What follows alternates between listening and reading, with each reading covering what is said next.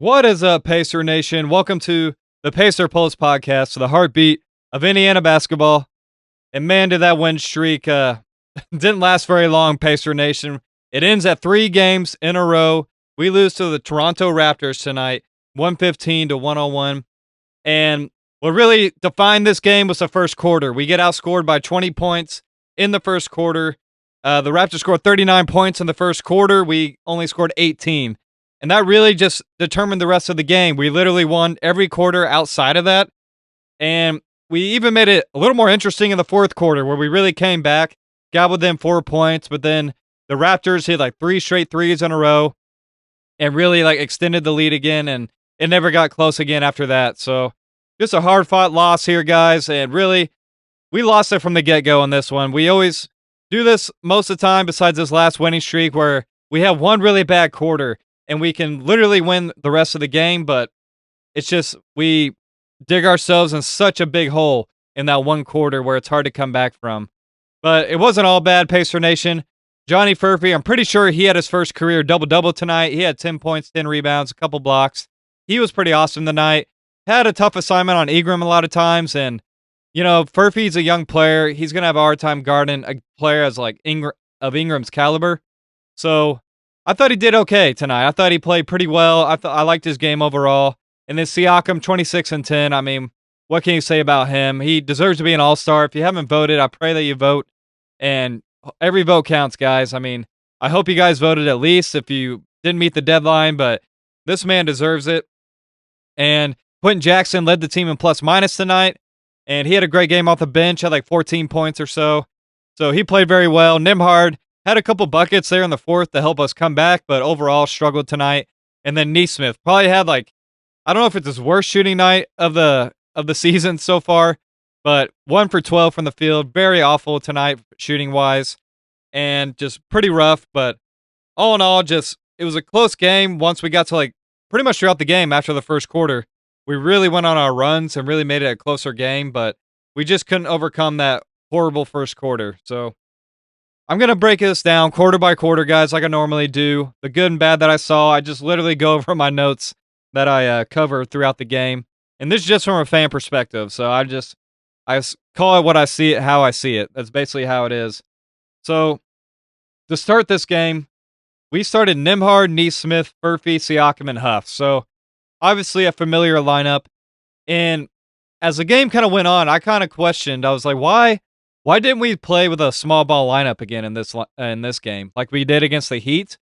So the Raptors, Jakob Poeltl has been hurt, and he hasn't been starting. So they've been starting Colin Murray-Boyles, the rookie, and he's like 6'7", but he's a bigger guy. Like he's got a bigger frame, but he's shorter.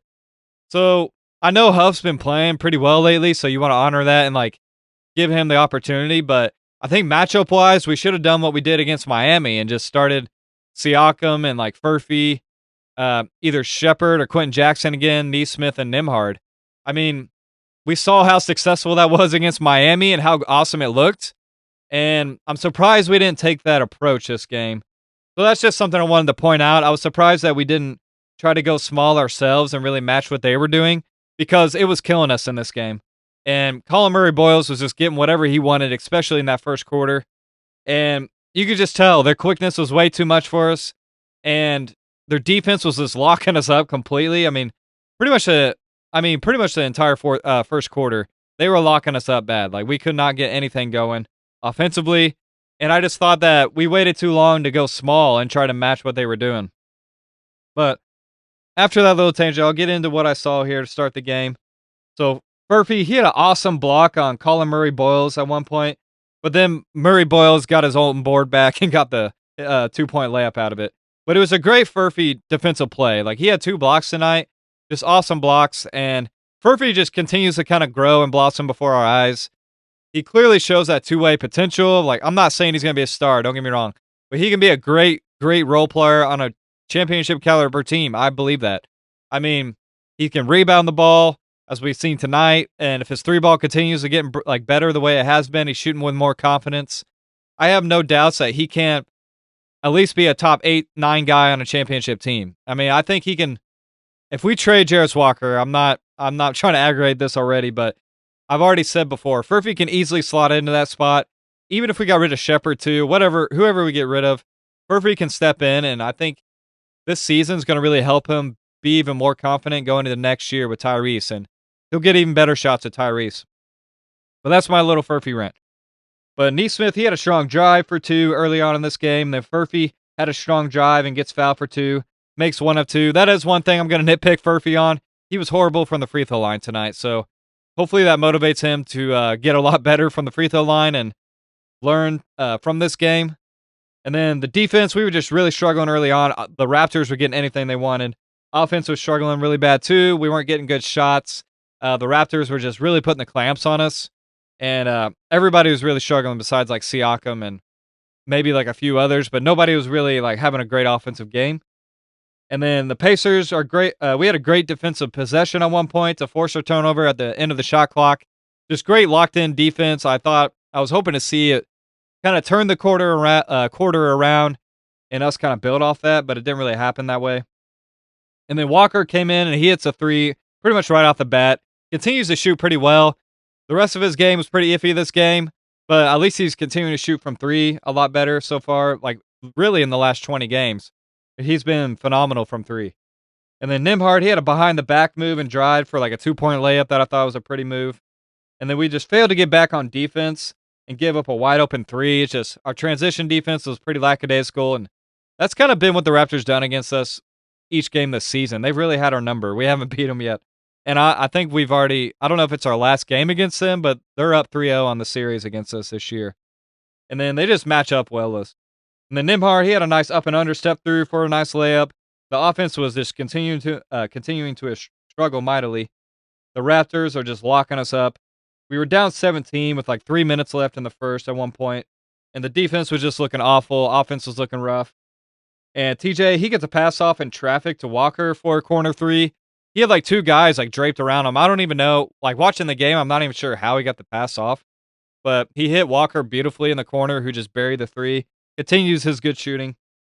And then TJ, he hits like a tough baseline floater. He had some tough like mid-range shots this game. And then Nesmith runs back and blocks a dunk attempt.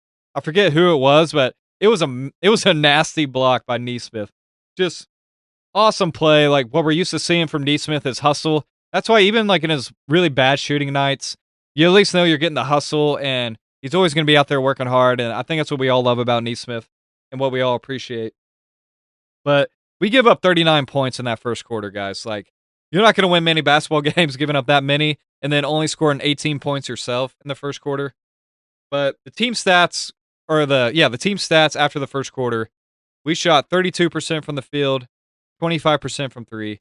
The Raptors were shooting 73% from the field, 80% from 3.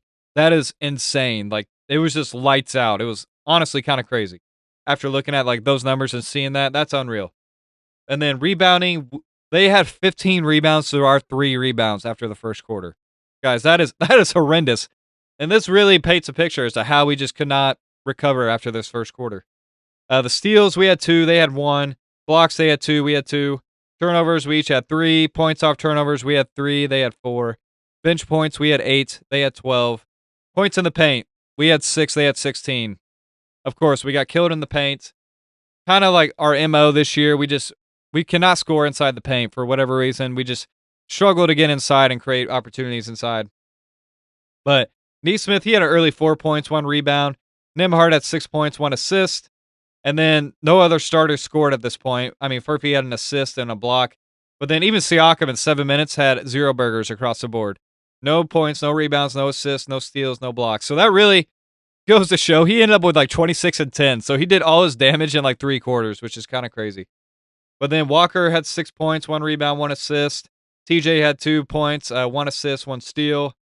And yeah, that was pretty much the stats after the first quarter. So very rough first quarter, guys. And like I said, that really put the nail in the coffin for this game. I mean, I think even Rick said it before in a past presser or whatever, where he says more and more in today's NBA, like the first quarter really sets the tone for the entire game. And it really makes a lot of sense because, especially in this game, that set the tone for the entire game. Even though we crawled back each quarter and won each quarter, it still wasn't enough. I mean, it just was too much to overcome. But the start of the second quarter, Furphy hits a deep three. Siakam hits a three. And Siakam had a drive and floater. And Siakam had a nice drive and finish for two. And Siakam had like 7 early points in the second quarter alone because he didn't score at all in the first. So he really started going here in the second quarter. And we just really came out firing on all cylinders at first. And I will say in this game, the ball movement hasn't been like it has in the last couple games where we were just really whipping it around. It really seemed a lot different this game, like more slower paced, where we just weren't really passing it like we were in the last few games or getting out in transition. And maybe that was just the Raptors defense too.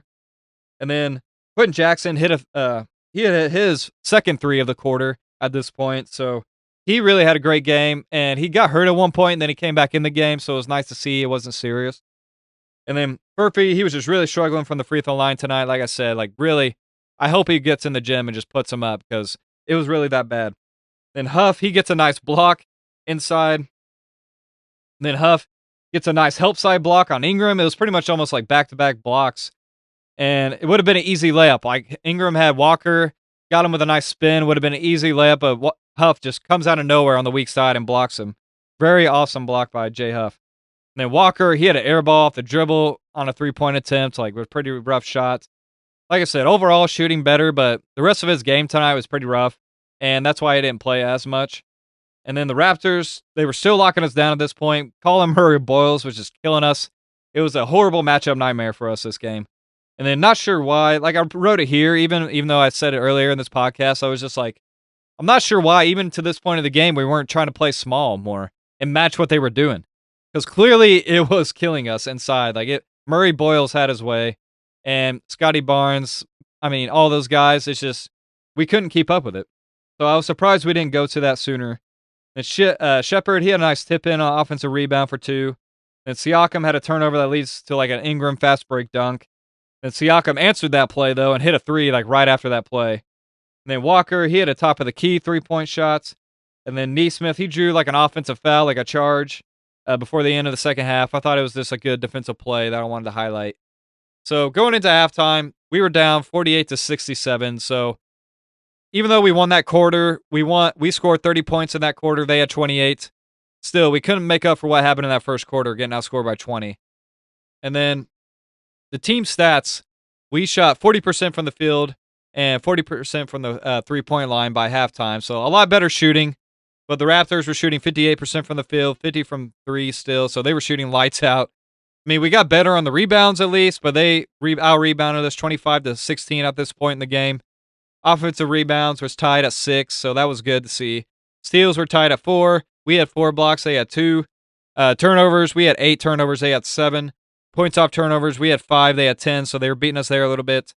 Bench points, we had 22. They had 30, so slightly beating us. And points in the paint, guys.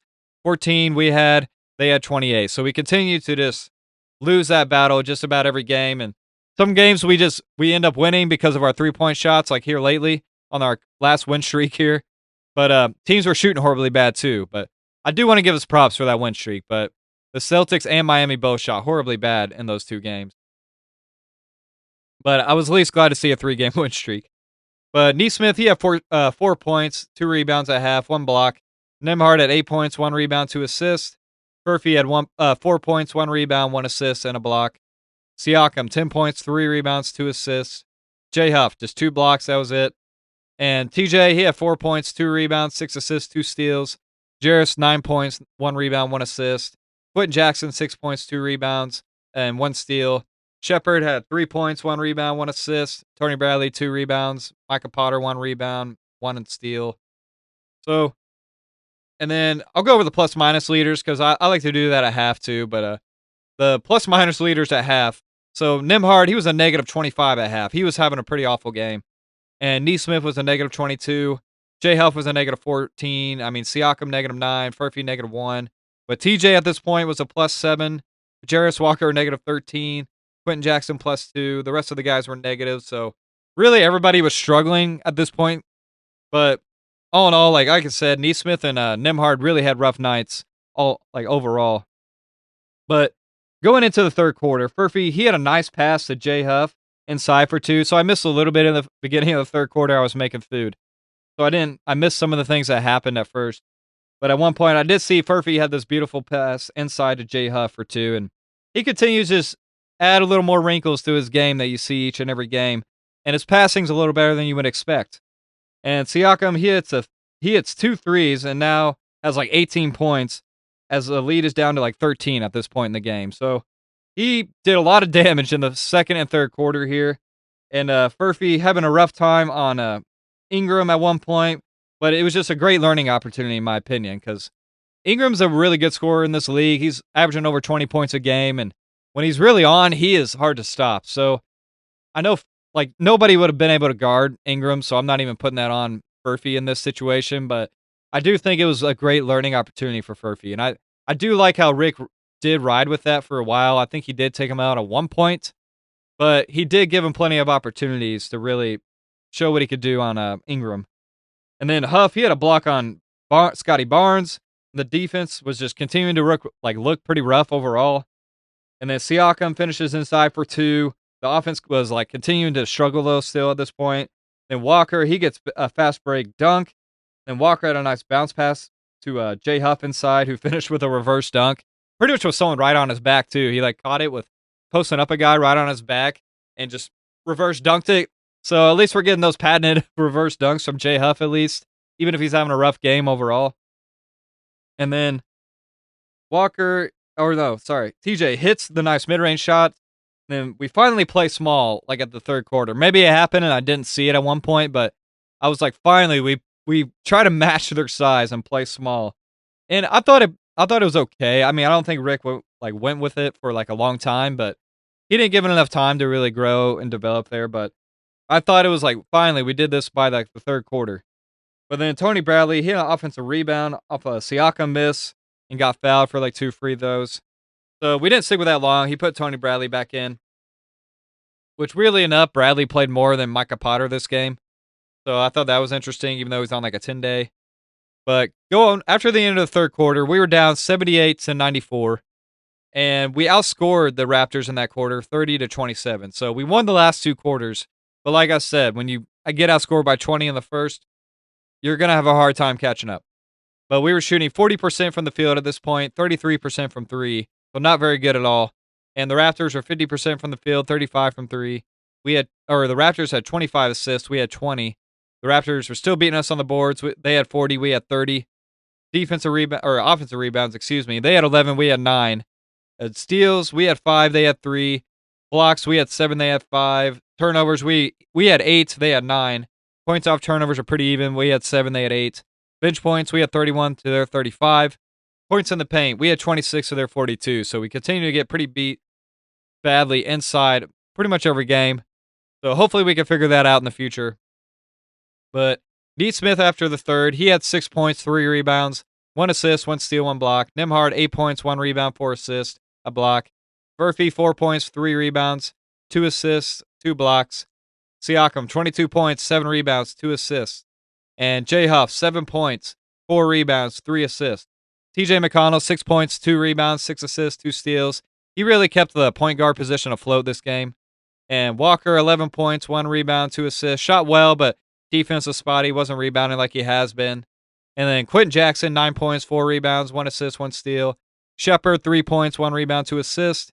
Tony Bradley, 2 points, 3 rebounds. Micah Potter, 1 rebound and 1 steal. And I just now noticed this too. I hadn't even looked at this, but Furphy finished with 10 rebounds in this game, guys, and he had 3 rebounds going into the fourth quarter. So he literally had 7 rebounds alone in the fourth quarter, which is unreal. I just now am putting that together. But so going into the fourth quarter, TJ, he hits a classic mid-range fade, the classic TJ shot. And then Quenton Jackson hits a 3. Siakam had a spin move in traffic and hits the M1 layup for a chance to go down like 10 with like 9 minutes to go, but he missed the free throw. And then Nembhard hit a nice mid-range to cut the lead to 9. Furphy had a strong rebound, then Furphy just had another clutch rebound. He was all over the glass in the fourth quarter in this game. It was just, like I said, 7 rebounds in 1 quarter is pretty crazy.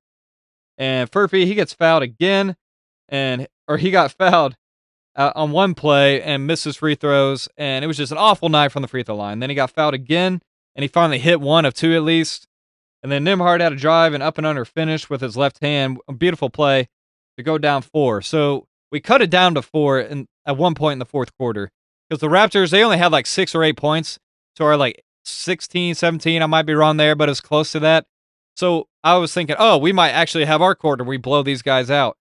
And the Raptors basically said not so fast. But we were on a 14-2 run at this point to get down only 4 points. And then Furphy hits a big three. But then the Raptors just rattle off like 3 straight threes. And they quickly extend that lead back up to like 10 and close this game out. Raptors went on like 11-3 run or even bigger than that. And then Furphy had a drive and finish inside for a nice layup for 2. And then at this point, I think it was like a minute or so left. We put in the reserves. Cam Jones at least got to see the court, so that was cool. But what are you going to do in a minute? But we won that quarter even too, guys. 23 points to their 21 in the fourth quarter. So even though we won each quarter, it's just we cannot have these quarters where we just completely fall apart. And that's what happened in this game, guys. That's what cost us this one. And then to end the game, we shot 38% from the field and 29% from 3. And the Raptors shot 49% from the field, 36% from 3. They had 30 assists. We had 26. They had 49 rebounds. We had 46. So we really evened that out, which is awesome to see. And that's what helped us even get close at one point, I think. Offensive rebounds, we had 14. They had 11. Like I said, those second chance point opportunities really helped us in the fourth to even give us a shot. Steals, 6 steals. They had 4. Blocks, excuse me. They had 7. Or we had 7. They had 5. Turnovers, we had 11. They had 12. Points off turnovers, we had 9. They had 13. And bench points, we had 38. They had 37. Points in the paint, we had 34. They had 48. So we get beat pretty badly in that. And then to end the game, Nembhard, he had 14 points, 2 rebounds, 6 assists, and a block. Nesmith, 6 points, 5 rebounds, 2 assists, 1 steal, 1 block. Johnny Furphy, 10 points, 10 rebounds, 2 assists, 2 blocks. So first career double-double, I'm pretty sure. I might have to fact-check myself on that, but that's awesome to see. I just thought Furphy had a pretty solid game tonight, and he got rewarded. He played 26 minutes. He was out there during closing time because he deserved every bit of it. 7 rebounds in one quarter will get that for you, and knocking down some crucial shots. But Siakam finished this game, 26 points, 10 rebounds, 4 assists. I mean, at this point, like, if this guy doesn't make the All-Star team, it's criminal. I get it. We're a terrible record right now. We have the worst record in the league, or at least tied with the Kings or whoever, but still, I mean, he deserves it. Jay Huff, 7 points, 4 rebounds, 3 blocks. TJ McConnell, 8 points, 2 rebounds, 6 assists, 2 steals. Tony Bradley, 2 points, 4 rebounds. He played 20 minutes. I just realized that. Quenton Jackson, 14 points, 5 rebounds, 2 assists, 1 steal. Jarris, 11 points, 1 rebound, 2 assists. Shepard, 3 points, 1 rebound, 2 assists. And the plus-minus leaders, too. Nesmith was a negative 25. Like I said, he was 1 for 12 from the field, 0 of 8 from 3. He had a really horrendous game, guys. But, you know, we all love Nesmith, of course, but my goodness, like, it was pretty bad tonight. But he did have some good defensive plays, but he even had 4 turnovers in this game. It just really highlights this had to have been like one of his worst games of the season, I would say, even like before his injuries.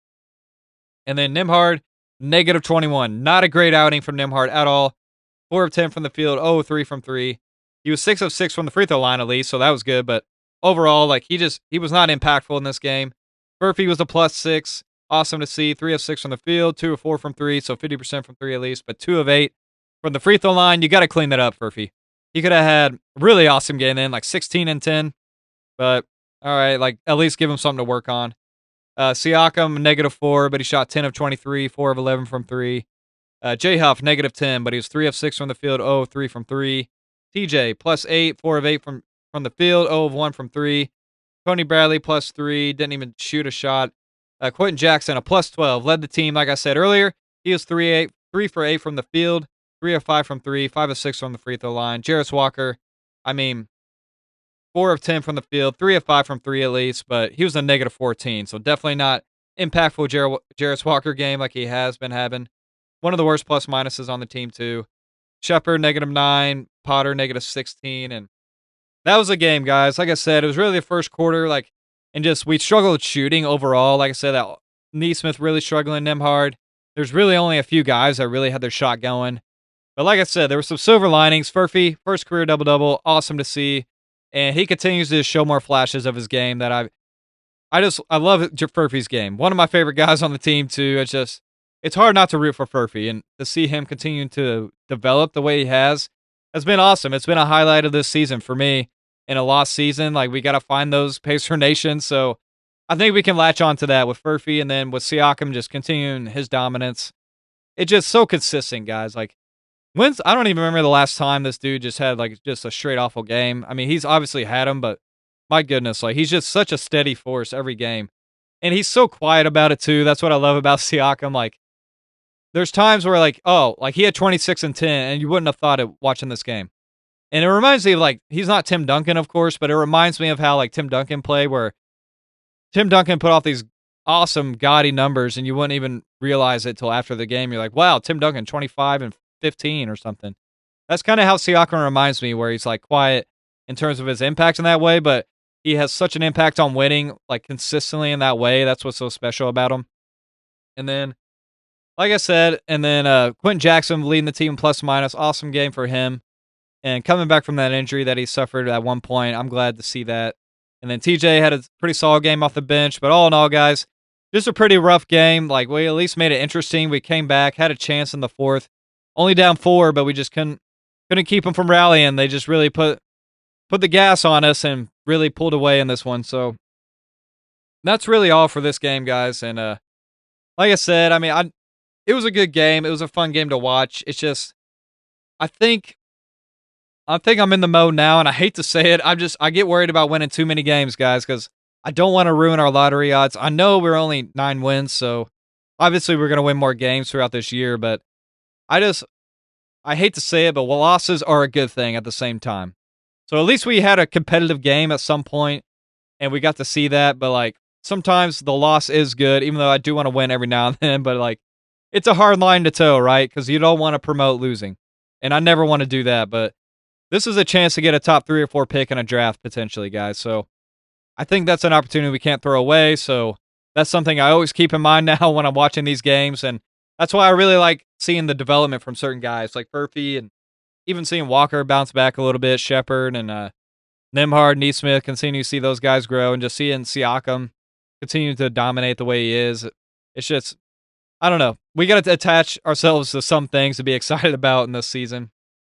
But going into the game Friday, guys, we play the New Orleans Pelicans. That's our next game. We're both are tied in record. The Pelicans are 9-33. We're 9-32. So we're gonna see who's probably the worst team in the NBA after this game. So we're not what do you want to call it? Impervious to that. We've seen that before when we played the Wizards at one point, when it was a battle of the 2 worst teams in the NBA. Who was going to come out on top and not be the worst? This is kind of the same situation, guys. So we're going to see.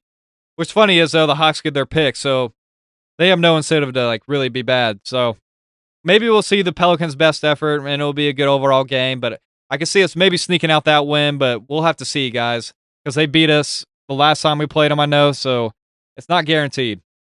But I would like to see our ball movement get back to what it was the last few games on the win streak.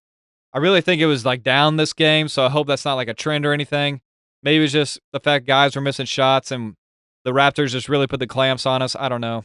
But I hope you guys really enjoyed the game. And as always, if you guys could please like, comment, subscribe on YouTube. Would love to hear you guys' opinions on the team. Talk Pacer basketball with you guys. Really build that community. And if you could, please leave a 5-star review on Apple Podcasts and Spotify. It would mean the world to me. And it would really be appreciative. And I just can't thank you guys enough for even listening and making this possible for me. And I just want to talk from a fan perspective and give what I see throughout the game. That's literally what I read my notes from, is just what I see throughout the game. And I know what's funny is about basketball is not everybody sees the same things. So I would love to be able to, like, talk with you guys to see what you're seeing, or, like, just let me in on your insight too. It's just always fun to talk about the team. But I really appreciate you guys listening, Pacer Nation, and I will talk to you soon.